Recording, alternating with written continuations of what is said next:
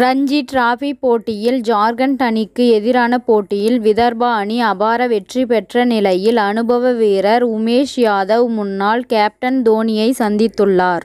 Ranji trophy தொடரில் ஜார்க்கண்ட் அணியை எதிர்த்து விதர்பா அணியை களமிறக்கியது. இந்த போட்டியில் முதல் இன்னிங்ஸில் விதர்பா அணி 204 ரன்கள் எடுத்து ஆல் அவுட் ஆகியது. தொடர்ந்து களமிறங்கிய ஜார்க்கண்ட் அணி 150 ரன்கள் மட்டுமே எடுத்து ஆல் அவுட் ஆகியது. இதனால் 54 ரன்கள் முன்னிலையுடன் விதர்பா அணி இரண்டாவது இன்னிங்ஸை தொடங்கியது.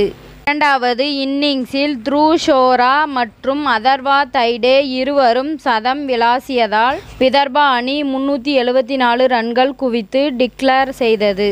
இதன் மூலமாக 429 ரன்களை ஜார்க்கண்ட் அணிக்கு வெற்றி இலக்காக நிர்ணயிக்கப்பட்டது. தொடர்ந்து களமிறங்கிய ஜார்க்கண்ட் அணி வெறும் 120 ரன்கள் மட்டுமே எடுத்து தோல்வியை சந்தித்தது. இதில் விதர்பா அணி சார்பாக அனுபவ வீரர் உமேஷ் யாதவ் 6 விக்கெட்டுகளை வீழ்த்தி அசத்தியுள்ளார். ராஞ்சியில் நடைபெற்ற இந்த போட்டிக்கு பின் இந்திய அணியின் முன்னாள் கேப்டன் தோனியை நேரில் சென்று சந்தித்துள்ளார் உமேஷ் யாதவ். ராஞ்சியில் உள்ள உடற்பயிற்சி கூடத்தில் தோனி பயிற்சியில் இருந்தபோது இருவரும் சந்தித்துள்ளனர். இதன் பின் இருவரும் நீண்ட நேரம் பேசிக் கொண்டிருந்ததாக தெரிய வந்துள்ளது. வேகப்பந்து வீச்சாளர் உமேஷ் யாதவ் தோனியின் கேப்டனுக்கு கீழ் இந்திய அணிக்காக அறிமுகமானார்.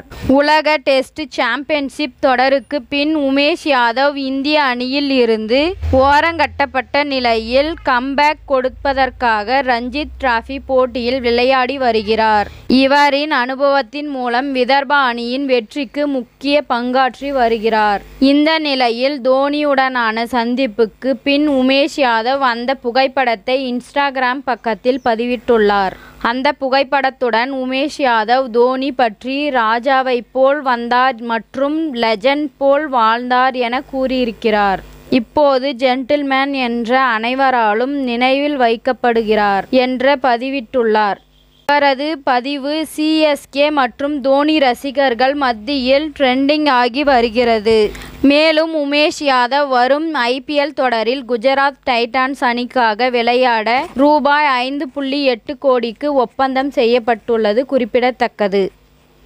இத்துடன் இந்த செய்தி முடிவடைகிறது. நன்றி, வணக்கம். மீண்டும் அடுத்த வீடியோவில் சந்திப்போம். மேலும் இது போன்ற சுவாரஸ்யமான செய்திகளை உடனுக்குடன் தெரிந்து கொள்ள தமிழ் சிறை சேனலை சப்ஸ்கிரைப் பண்ணுங்க. பெல் ஐகானை கிளிக் பண்ணுங்க.